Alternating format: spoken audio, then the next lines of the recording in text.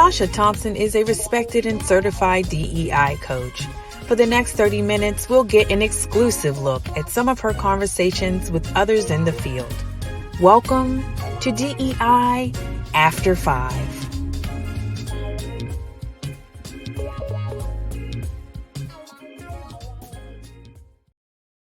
Hello, everyone, and welcome to DEI After 5. I am absolutely thrilled for you to join us today. My guest, I actually met probably about a year and a half ago when I was doing some TED Circles, and we were having conversations about diversity and inclusion. And I appreciated so much her insight and her putting accessibility and disability in the forefront of the conversation. And so I wanted her to be a part of this conversation today because I think it's a critical part of DEI that is often left out. And so right now we are going to welcome my guest, Sheri Byrne-Haber. So Sheri, welcome. Hi, Sasha. Thanks for inviting me here today. Thank you. So go ahead and introduce yourself for those that may not know you. Sure. So I am an approximately 6 foot tall white woman. I wear bifocals and I have short brown hair. I use a wheelchair and I have an insulin pump. So I'm somebody with, some fairly significant lived experience with disability. And I've been working in the disability inclusion and accessibility field for about 17 years now. Thank you. And so when we first met, right, it was through these TED Circles that I was doing. And which I thought were the most amazing things ever. I loved them. Thank you. Thank you so much. And so what I appreciated, like I said at the top, was, you really putting forth the importance of focusing on disability and accessibility as we're having these diversity conversations. And oftentimes there would be a perspective that many people just didn't even think about or consider, right? And so how, our audience are mostly practitioners. And you and I, kind of both know it's a part of the conversation that is often left out. And Very so talk to us a little bit about that. Why do you think that is? So there's a group that's based in the EU, but it's really global, called the Valuable 500. And it's a nonprofit, and the initiative is to increase discussions about disability inclusion at the board and corporate levels.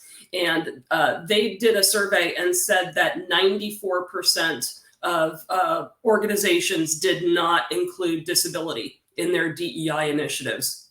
And that's honestly pretty shocking because disability is the largest minority in the world. If you put all disabilities together, 18% of people globally have a disability. It's almost 1 in 5. So it's a very significant portion of the population to just be completely ignoring. Yeah. And, as you were saying that, what it brought to the forefront of my mind is I'm not even sure people understand what falls under disability, right? I think, and this is just from things that I've experienced and seen, people think, okay, disability are people that are deaf or hard of hearing, blind, or have some visual impairments. And sometimes they think about those that are in wheelchairs or those that are in crutches or some other type of mobile disability.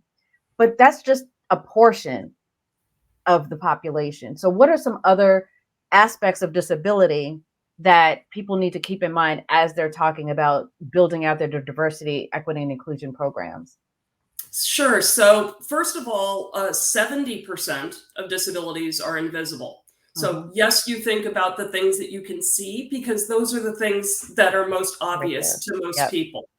But each disability has a spectrum. So for hearing loss, you can go all the way from somebody who's got maybe a little bit of noise-induced hearing loss because they turned up their headphones a little bit too loud when they were teenagers, all the way up to people who are profoundly deaf. And even people who are profoundly deaf fall into a couple of different categories, those that use hearing devices and those who consider their deafness part of their identity. So you've got all of these spectrums, first of all, for each of the disabilities. And then you've got things like dyslexia and epilepsy and maybe attention deficit disorder, multiple sclerosis, people who are going through chemotherapy. It's just that these disabilities aren't obvious. So first of all, you've got that going with you.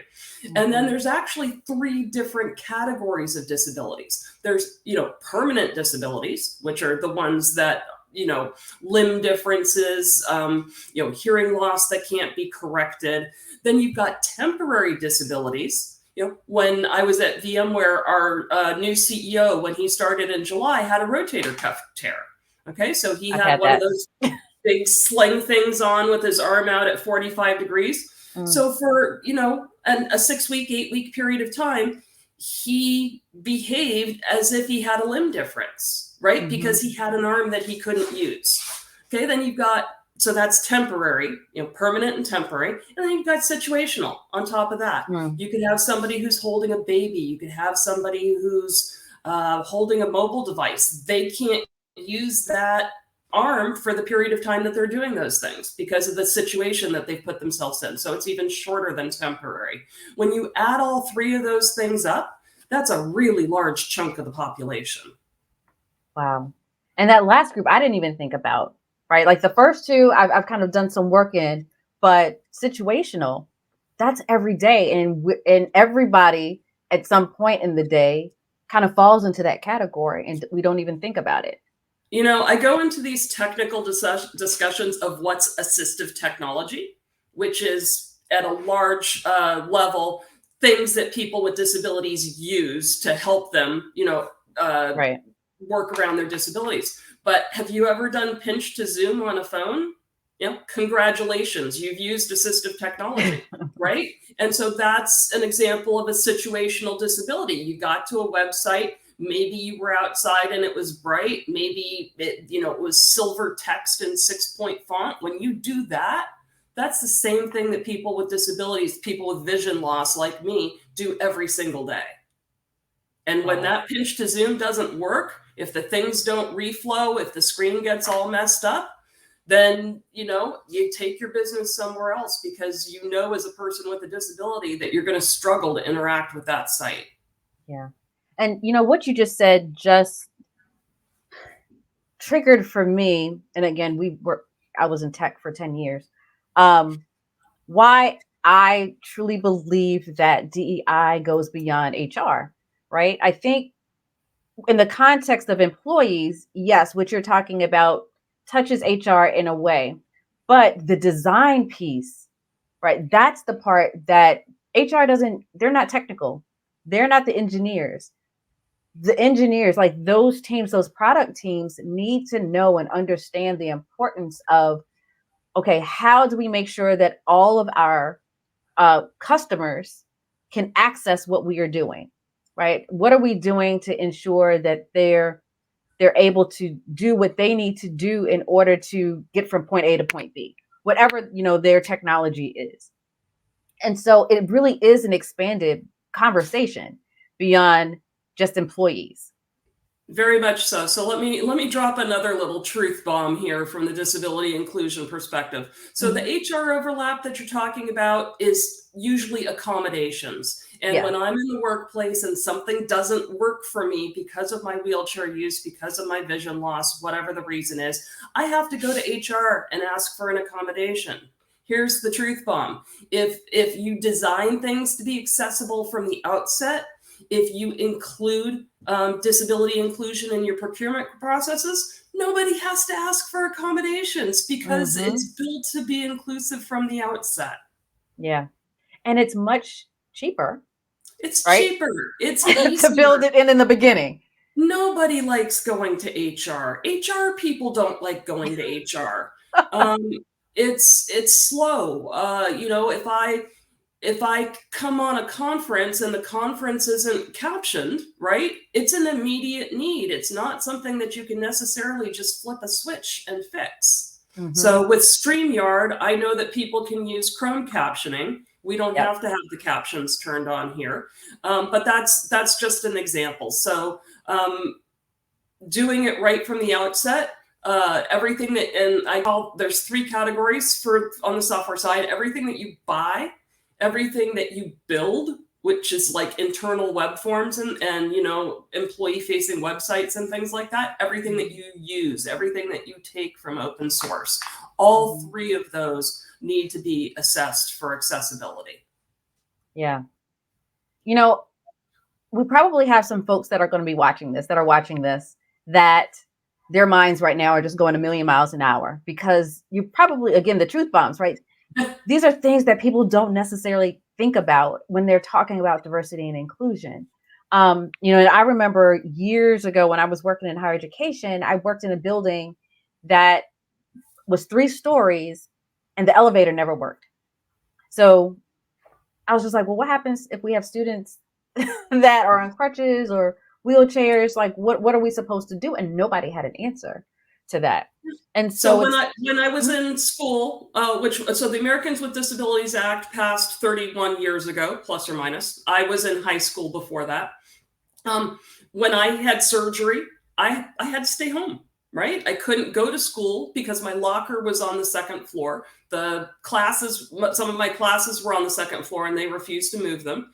When I graduated, there was no ramp to the stage. So I didn't get included in the procession and somebody just handed me my diploma afterwards.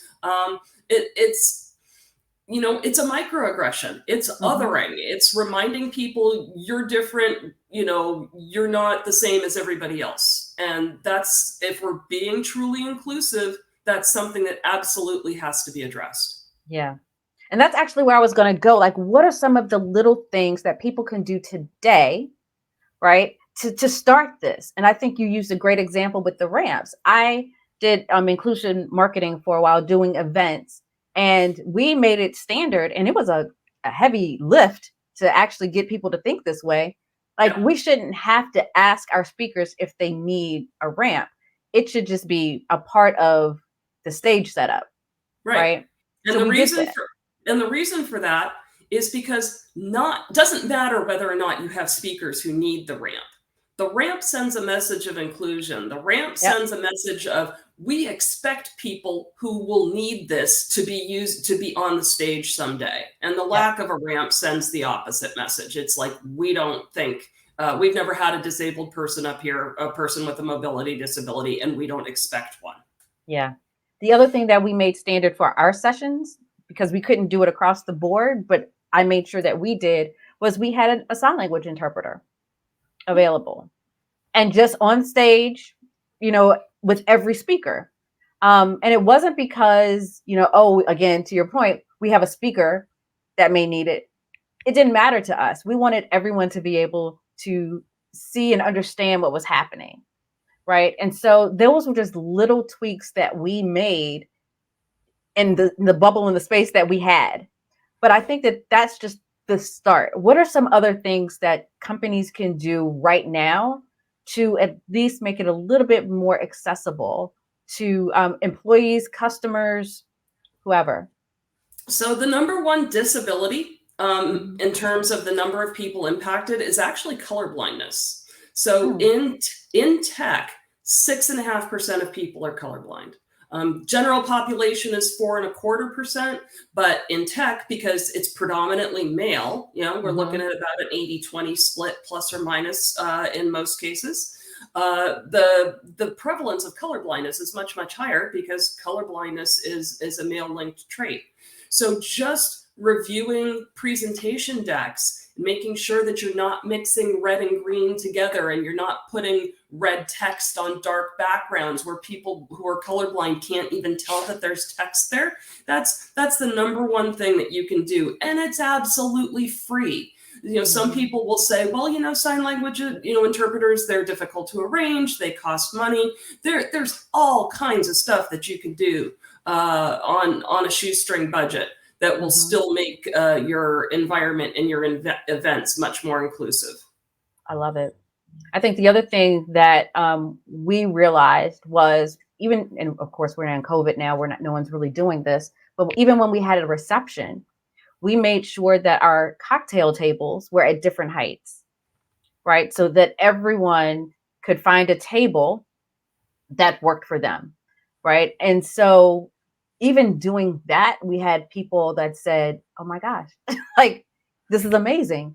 Because, and there were a few people that had what we would consider invisible disabilities where they needed to sit down. Like they didn't want to stand for an hour or two with cocktails. So even having the ability for them to sit was something that they, like we've never been to a reception that did this for us. So it's even those small little things that some people may consider like, okay, that's extra. You need to have some of that extra sometimes. Yeah, it's not extra. It really does make a difference. So I used to be the head of accessibility for McDonald's, and I helped with some of the physical accessibility features of the new headquarters downtown. And so one of the things that we did was in all the coat closets, because this is Chicago, people wear coats in the winter. Yep. There was the tall rack for people to hang their coats, but then there was also a wheelchair height rack. And then there was some shelving above that where people could put hats and purses and other things. Those are the kinds of things that make people with disabilities' lives much, much easier. And it shows that somebody was actually thinking about it. Yeah. And that just reminded me too, I've heard of situations where they will have a wheelchair accessible stall in a bathroom, but the door to the bathroom wasn't wheelchair accessible. Yeah, or I've been in situations where there's a wheelchair lift that got retrofitted into something, and they used it as a storage area. I go to use the wheelchair lift, and it's full of Christmas ornaments and file boxes. I've gone to use wheelchair accessible bathrooms, and it's been full of toilet paper and paper towels that they were just storing on the side. So it's not enough to meet the ADA requirements when the building is launched, right? People have to get occupancy certificates. Somebody comes in, they make sure that everything is ADA compliant. The building as it's lived in has to be accessible. And so that means, somebody, janitors usually need to be trained to do some continuous monitoring so that if people are leaving plants or chairs or things in areas that make it impossible for somebody in a wheelchair to use, that it all gets, cleared away overnight so that it's accessible the next morning. Let's talk about that training, right? So many trainings now. Talk about kind of the big umbrella, right? It's more about awareness of belonging, et cetera, et cetera. But if you're leaving disability out of that conversation, no one is really getting trained on these things. Like no one is really thinking about, okay, how can we rethink our work, right? To ensure that everyone is feeling valued, seen, heard, and that it's not just based on race, gender, sexual orientation. Right? So let's talk for a second about unconscious bias training, because there isn't going to be anybody listening to this who doesn't know what that is. If you're a hiring manager and you're one of those, I want eye contact and a firm handshake kind of people, and if I don't get that, I don't want to hire that employee, guess what? You probably just excluded everybody with autism.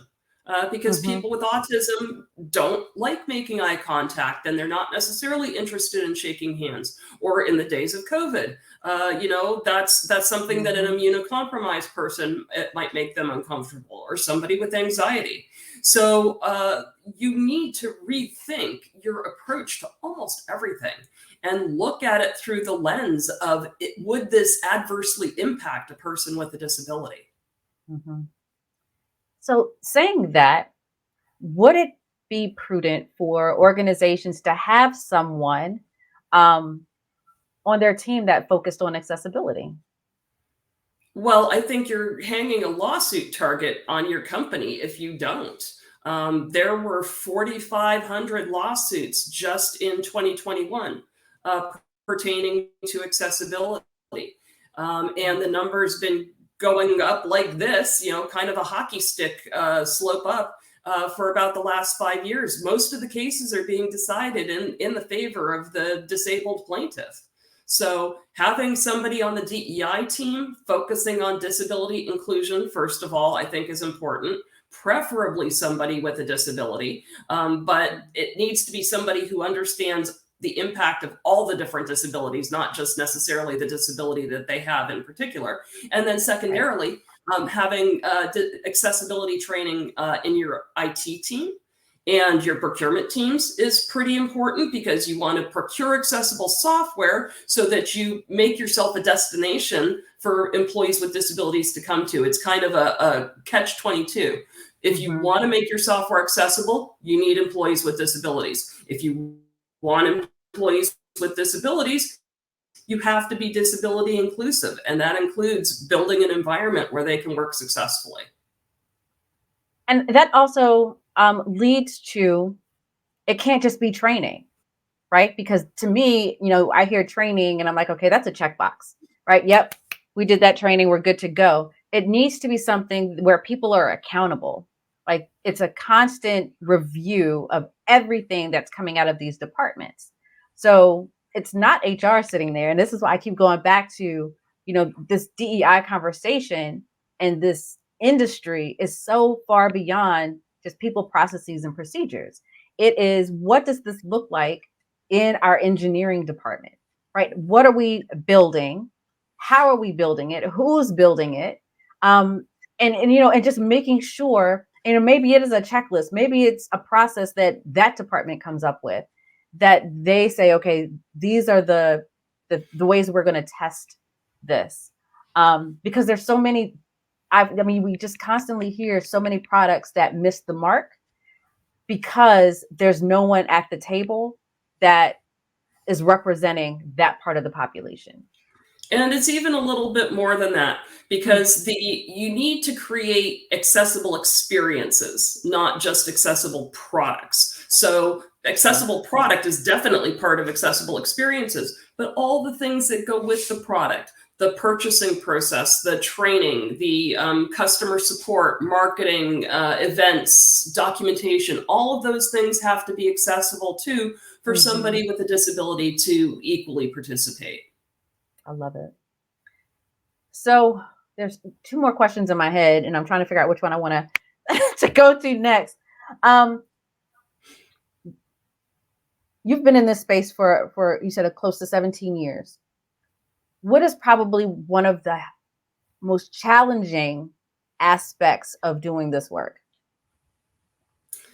I think the most challenging aspect is that people think of disabilities as medical conditions, when really disabilities are barriers that have been created that block people with disabilities from fully participating.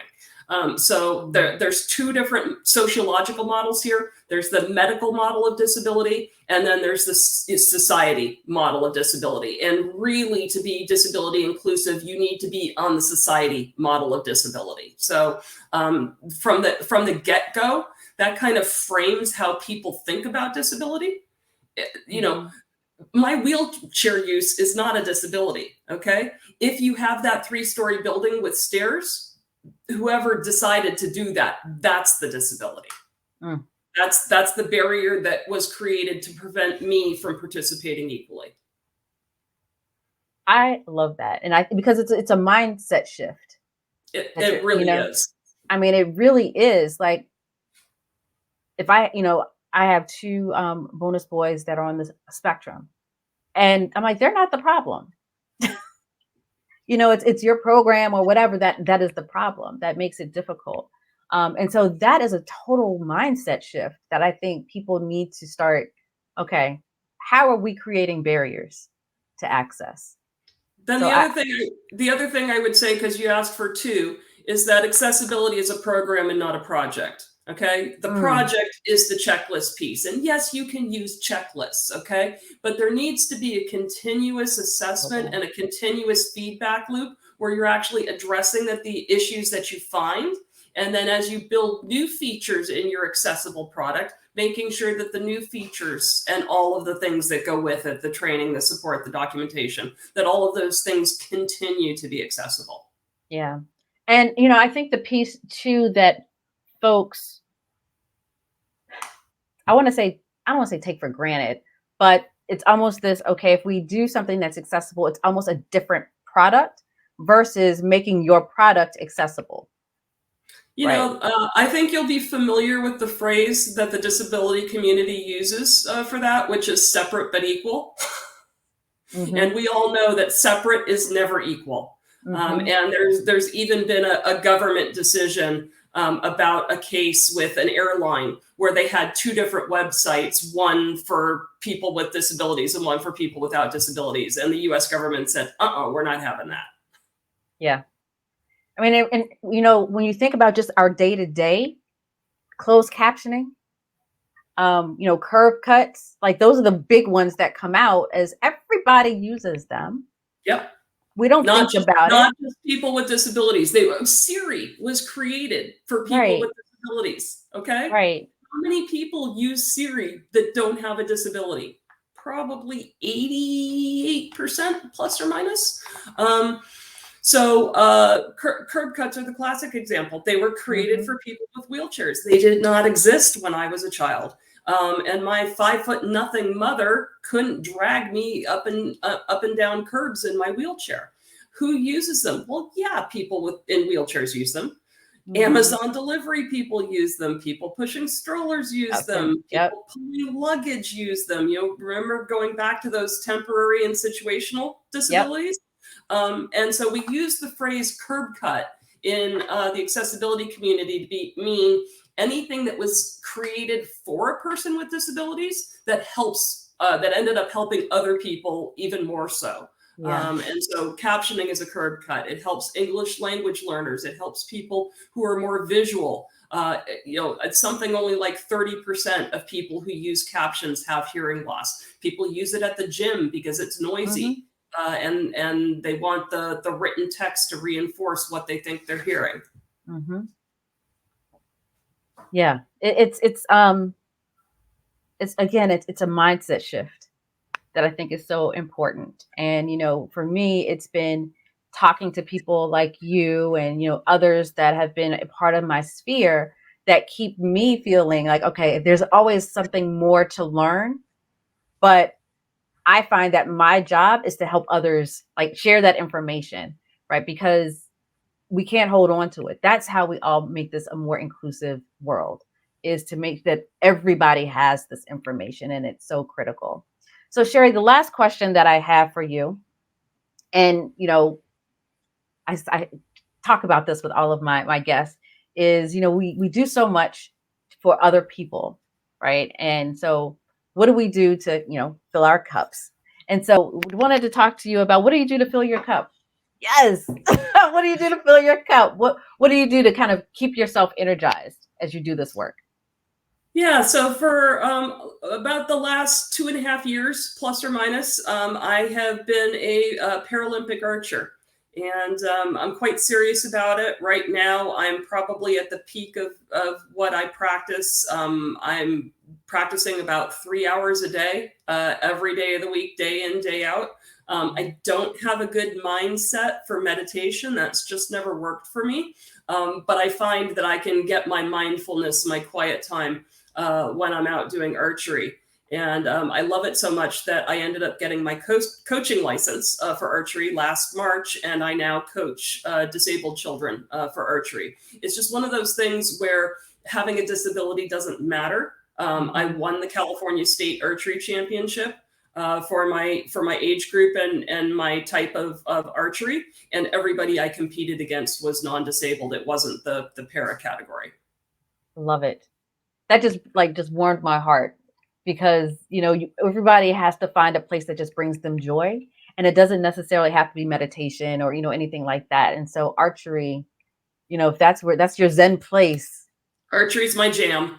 I love it. Love it. So Sheri, thank you so much for joining us today. This has been an absolutely wonderful conversation. And if people wanted to follow up with you or find you, where could they do that? So the best place to find me is either on LinkedIn, and you can see how my name is spelled. There's only 2 Bernhabers on the planet, and one of them I gave birth to. And I also have a fairly widely read Medium blog So people can find me there also. I publish usually twice a week, plus or minus, on all kinds of topics, ranging from just general disability inclusion all the way up to very technical details about how to implement particular features in code. Yes, I love it. Like I follow that Medium post, and there's always something in there again that I'm learning, or something that reinforces things that I've been saying, and I share it with other people. Like, see, it's not just me. Well, I appreciate that. Thank you so much for letting me leverage your platform, Sasha. Not a problem at all. Thank you so much. And thank you all for watching today. Be sure to continue subscribing to this so that you get this directly into your inbox when the next episode comes out. And we will see you next time. Have a good one.